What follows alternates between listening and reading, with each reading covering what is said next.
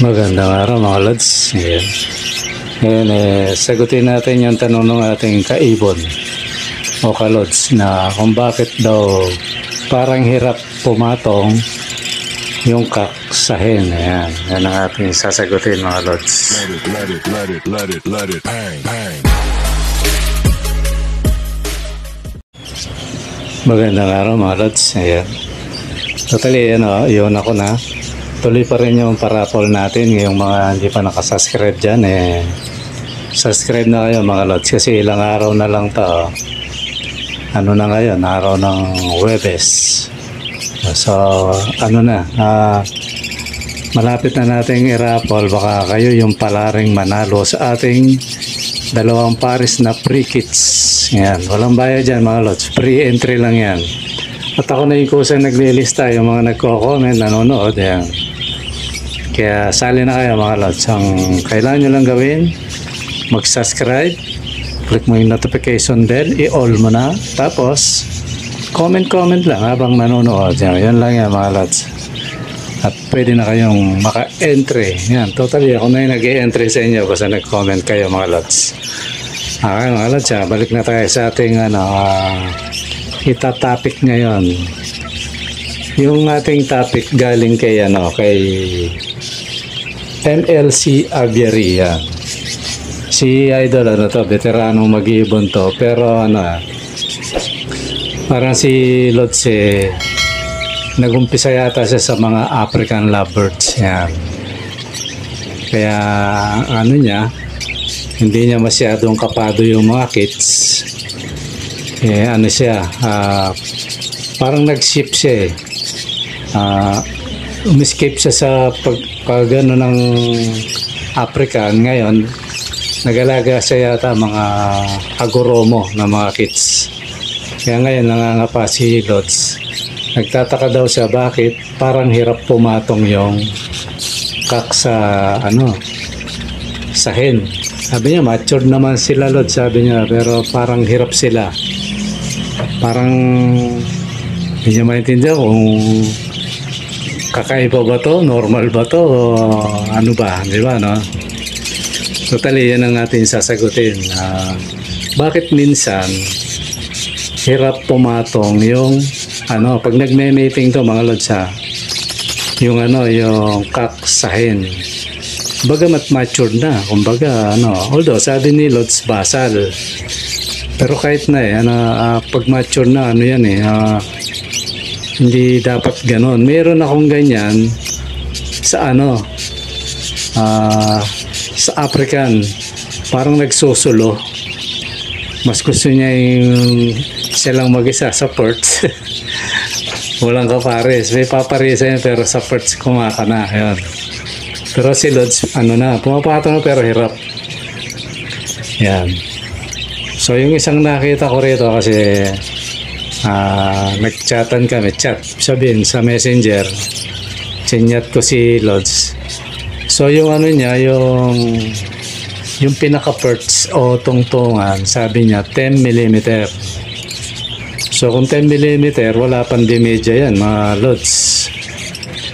Yan lang ang isang kaibahan ng African sa parakeets. Yan. Yung parakeets siya, yung tuntungan dapat medyo mataba. Kahit mga siguro mga kahit uno yung yung kapal or 3/4 sa inches Ayun, okay na okay yun. Tapos dapat kahoy.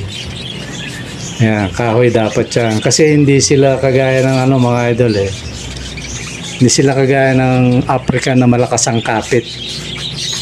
Itong mga kits ako na-testing ko yan pag bakal yung yung tuntungan, mabuti kung 3/4 yung bakal, pero kung demedya lang, sabi nga ni Lods 10mm lang, mas maliit sa medya yun. Mahirapan talaga yan Lods. Kaya buti na napunta ka sa sa messenger. Ayun, yung tanong mo nga dito sa sabi ko nga, topic ko na lang. Ayun, na tinanong kita kasi, kaya ako tinatanong si Lods kung bagito ba siyang mag-iibon o ano ba ang ano niya. So sabi niya, ano naman siya, kumbaga lumipat lang sa mga kits. Kasi hindi natin alam ang dahilan nila, lumipat sa kits. Ngayon, nangangapa siya, maaaring ano, kasi karamihan mga Lods ito sa mga baguhan, ano. Karamihan kasi ang training ground para kids. Yan. Pag sanay na pa sa para kids, papunta sila sa African o San Cunyur o palaki ng palaki, gano'n. Si Lord mukhang nagumpisa siya sa although marami namang gano'n. Nagumpisa siya sa mga Alps siguro. Kaya ngayon medyo nangangapa si Idol. Parang na-conscious lang siya. Totally Lods, yung parakeets, mas madaling alagaan yan kaysa sa sa African. Ngayon, ang ano mo lang naman, yung bakit parang nahihirapan. So siguro, ang gawin mo, pagpapalitan mo yung kung marami kang pares, pagpapalitan mo ng ng kahoy. Kasi alam ko naman kung bakit bakal yung yung ginawa mong tuntungan. Kasi ang African mga Lods, yan, mahilig magngat-ngat ng tungtungan yan. Kaya kung medyo malambot yung tuntungan yan, ubos yan. Kaya si Lods bakal yung ginamit niya nung nag-African pa. Ngayon nagpalit siya ng mga kits na mga goromo. So nahihirapan yung ngayon, yung mga kits. Mas maganda sa kits Lods kahoy. Yan ang payo ko sa'yo. Tsaka hindi masyadong nangangagat ng yan. Napakabihira na ginangat-ngat yung ang tungtungan nila. Bihirang-bihira yun. Meron pero bihira. Kaya yan, yung payo ko sa'yo. Ang lang niya, solusyon, madali lang. Siguro maganda tanggalin mo na yung bakal. Tanggalin yung bakal. Total, mga kits lang naman yan. Hindi naman ganyan katigas yung tuka niya compare sa sa African. Palitan mo ng sanga. Siguro humanap ka ng ng sanga na matigas-tigas na kung may pambili ka rin lang. Although sigurado sila may pambili to kasi galing sa Tsaka nakita ko yung niya, okay naman. Magano ka kung may pambili, bili na lang. Marami nang nabibili lalo na yung sanga ng ng sampalok o ng bayabas. Kasi ako mga Lods, nung ako'y umuwi ng probinsya, umano pa ako niya, nagpakuha pa ako bayabas. Tapos kinayas ko na lang kasi di ba pino yung bayabas. Kinaskas ko ng lagaring bakal para gumaspang. Yun ang ginamit ko na hanggang ngayon nagagamit ko pa. Yung mga sanga na yun, matibay. Matibay yun kasi bayabas Tsaka yung sampalok yan, maganda. So yun lang yung mga Lods, ang solusyon doon. Palitan mo ng ng tuntungan o sanga na perts para para hindi nahirapan kasi yan siguro pag pumapatong yan naaalangan yung kasi nga maliit, malaki pa nga yung hinliliit ko siguro sa 10mm kaya mahirapan talaga yun lang yan Lods, yung ang paraan dyan siguro maganda obserbahan mo yung mga pag merong hirap din ganun, maganda palitan mo na muna ng lahat yung mo, yung mga tungtungan para hindi ka na hindi mo na problema yun kasi yun lang naman ang ron. Tapos ang isa pa, pero alam ko yun na yung kutob ko rin kasi nasubok ko na rin yan dati. Tapos ang isa pang dyan na nakikita ko dyan na ito option, lang to mga naobserbahan ko. Minsan kaya hirap yan dahil basal nga. May pa-practice ba? Kumbaga parang gano'n. Hindi pa sasanay. Yun yung isa pang pangalawang dahilan, Lods. Maring hindi pa sanay kaya Pero maganda palitan mo na para sigurado. Tapos ito dagdag lang to. Maring basal. Mahirapan pa siya. So, parang gano'n lang. Kasi mga Lods ganito. Yung mga ibon yan, sa parakeets tayo. Minsan ako nga meron ako mga parakeets, hindi ko nakitang nagme-mate Malalaki itong tunga nun, magaganda yung posisyon, pero hindi ko nakitang nagme-mate. Nagme-mating sila, hindi ko nakikita. Tapos bigla na lang iitlog. So minsan parang nagdududa ako kasi sabi ko parang itlog busog lang. O pinababayaan ko. Tapos maglilimlim. Napipisa naman mga lods. Diba no? Kasi minsan hindi natin alam.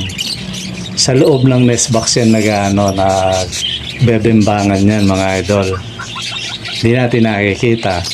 O kaya minsan umagang-umaga, maaaring tulog pa tayo, nagbebembangan na yan. O minsan naman, yung takip silim, iba-ibangan na yan eh. Kasi yung sa akin ganun eh, meron pantanghali, pang noontime show sila mga lods. Meron naman pang good morning kuya, yan. Meron naman pang magandang gabi bayan, yan. Mag-alas 6. Ganun yun, hindi iba-iba yan, hindi pare-parehas ang pagme-mating ng mga yan. Kaya, yan, maaaring ganun lang yan mga lods. Kaya kung nakikita mo, parang wala namang hindi binebeng-bang. Bayaan mo lang kasi ang kits, yan. Iba-ibang yan, maaaring hindi lang natin natsatsambahan. Yan, ganun lang yan mga idol. Yan, siguro para sa lahat na rin na nako-conscious sa ganun, yun lang yun. Tapos lalo na si Lods, parang hindi niya nga kapado yung bayaan mo lang kasi sa gusto mo, gugulang yan. Gugulang yan, matututo yan. Yan, ganun lang yan. Tapos hindi mo makikitang nagme-mate, bigla na lang mangingitlog, mamimisa. Ganun lang. Kumbaga ang parakeets sa mga ibon na alaga natin, napakadali nilang alagaan. Hindi sila mahirap alagaan. Ang totoo niyan, kahit parehas lalaki yan, magbebembangan niya. Kahit parehas babae, magbebembangan niya, mga idol. Kaya lang, hindi sila dadami. Pag parehas lalaki, pag naman parehas babae, dadami yung itlog, hindi na mapipisa. Ganun lang, mga idol. So, yan lang yan, mga lods. Sinagot lang natin yung katanungan ng ating mga kalods. Sana makatulong din sa inyo, mga idol. Okay, lods, maraming salamat sa panonood. Bye-bye.